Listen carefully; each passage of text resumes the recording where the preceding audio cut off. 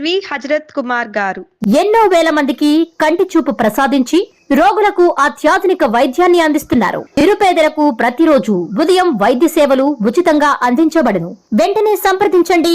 విజేత కంటి వైద్యశాల, కెనరా బ్యాంక్ పక్కన, బాబు ఐస్ క్రీమ్ ఎదురువీధి, బృందావనం, నెల్లూరు. సర్వేపల్లిలో ఒక ప్రత్యేకత. పాపం సోమిరెడ్డి చెప్పాడు, రాత్రి మొగుళ్ళు ఈ కాలువ తవ్వించాను, నేను దీని ద్వారా నీళ్లు ఇక్కడ ఇబ్బంది లేకుండా కాపాడానని చెప్పి రకరకాలుగా దండోరాల నుంచి హడావిడి చేస్తే చూస్తే 1000 క్యూసెక్కులు వదిలేమన్నారు. సరే, ఆయన చెప్పాడు మొన్న, అయ్యా గోవర్ధన్ రెడ్డికి క్యూసెక్కులు అంటే తెలియదు, టీఎంసీలు అంటే తెలియదు, నాకు తెలియదు, కానీ ఎవరినన్నా తీసుకొచ్చి చూపిస్తే దీంట్లో 1000 క్యూసెక్కులు పడతాయి అనుకుంటే ఇంక నేను పోటీ కూడా చేయను రాబోయేటువంటి ఎన్నికల్లో.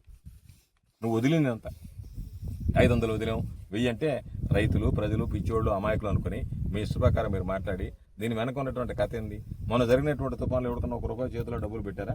ఒక సర్వేపల్లి నియోజకవర్గానికి సంబంధించి 16,90,00,000 రూపాయలు, 16,90,00,000 ఈరోజు నేను నిన్ను ఛాలెంజ్ విసురుతున్న అవసరం కాదా? 16,90,00,000 రూపాయలు మొన్న మోంతా తుఫానుకు సంబంధించి ఎఫ్డిఆర్ కింద జిల్లా కలెక్టర్ ఇచ్చినటువంటి అనుమతులు. ఇదే పనులు ఓఎండ్ఎంలో చేశారు, ఇదే పనులు స్టేట్ డిజాస్టర్ మిటిగేషన్ ఫండ్స్ కింద ఎస్డిఎంఎఫ్లో చేశారు.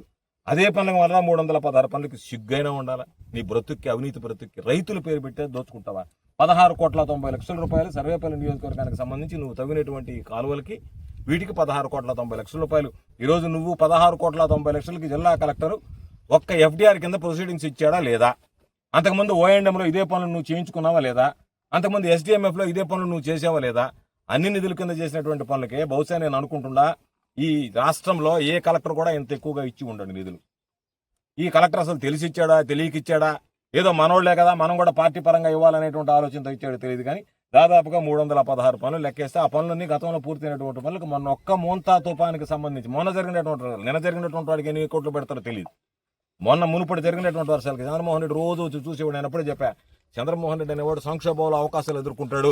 పాప రైతులందరికీ హడలు పుట్టించి, ఓయమ్మ నీళ్లు వచ్చాయి, కండలేరు తెగిపోయింది, పైన పడిపోయింది, పాపం జనాలు ఎక్కడికక్కడ అయ్యా సోమిరెడ్డి అనేవాడు లేకపోతే మన మీద ఊరు మీద నీళ్లు పడిపోయింది, కండలేరు చెరువు కట్టయమైపోయింది అని చెప్పనేటువంటి పరిస్థితుల్లో ఈరోజు ఆయన చేసినటువంటి ఘనకార్యాలు ఏంటంటే 16,96,00,000 రూపాయలకు బిల్లు దోచుకోవడానికి మొన్న జరిగినటువంటి తుఫాన్లు, ఈ జరిగినటువంటి తుఫాన్లకు ఎంత బిల్లు పెడతాడో తెలియదు. కాబట్టి ఈ విధంగా సిగ్గు ఎగ్గు లేకుండా ప్రజల సొత్తు దోచుకుంటా